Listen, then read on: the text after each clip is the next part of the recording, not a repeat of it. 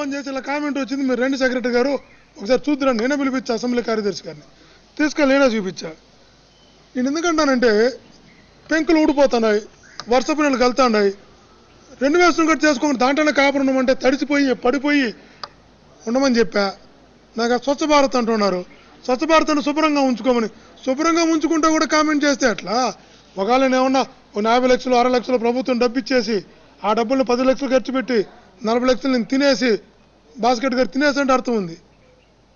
నేను లోన్ పెట్టి నేను 10 రూపాయలు పెట్టి నువ్వు శుభ్రంగా ఉంచుకుందామని అక్కడ రెనోవేట్ చేస్తే దాన్ని కూడా తప్పంటే ఎట్లా? ఇంకో మాట కూడా చెప్తున్నా, గతంలో ఎలా అక్కడ ఉందో రమేష్ రాథోడ్ గారు ఎమ్మెల్యేగా ఉన్నప్పుడు ఎలా రేకులు చెట్టేసి ఎలా పెట్టాడో ఒక్క అడుగు అట్లా ఇటు జరుపుంటే చెప్పని చెప్పు.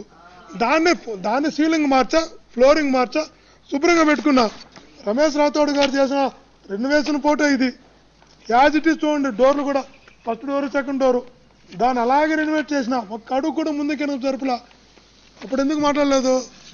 ఏమిటంటే ఇష్యూ చేయొచ్చు, కామెంట్ చేయొచ్చు, ప్రతిదాన్ని కామెంట్ చేసి ఇంక ఎమ్మెల్యేలు ఎవరు కూడా రారు అసెంబ్లీ క్వార్టర్స్కి. అదే రకంగా ప్రభుత్వానికి బొక్కే. కారణం ఏంటంటే ఎమ్మెల్యేలు వచ్చాడు చేరారనుకో 25,000 రెంట్ కట్టించుకోవచ్చు. ఎవరు చేరలేదు, రెనోవేషన్ చేసుకోవద్దని తప్పు అన్నారనుకో ఎమ్మెల్యేలు రారు. నెలలో ప్రభుత్వం అతనికి 25,000 ఇవ్వాలి. అతను క్వార్టర్ చేరారనుకో 25,000 అతను చాలా నుంచి కట్ చేసుకోవచ్చు. ప్రభుత్వానికి కూడా ఒక రకంగా అడ్వాంటేజ్. ఎమ్మెల్యేలు ఎమ్మెల్సీలు ఎవరైనా కూడా ప్రతి చిన్నదాన్ని మనం రాజకీయం చేస్తే ఎలా వీలవుతుంది?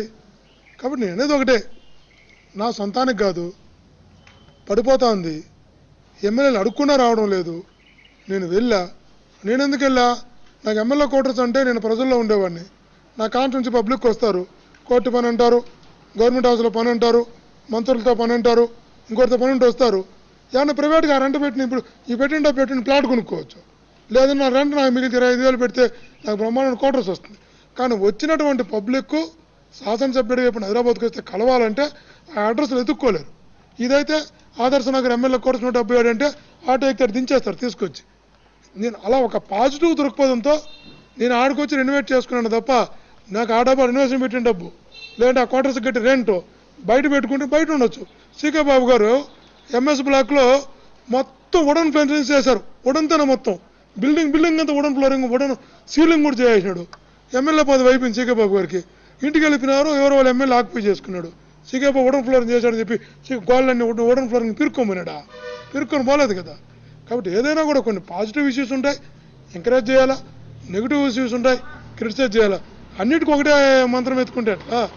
కాబట్టి నేను చెప్పేది ఒకటి, నేను సదుద్దేశంతో చేసిన, పడిపోతా ఉంది శుభ్రంగా ఉంచుకోవడం కోసం చేసిన, దాన్ని కూడా కామెంట్ చేయడం అన్నది వాళ్ళ విజ్ఞతకు వదిలేస్తుంది.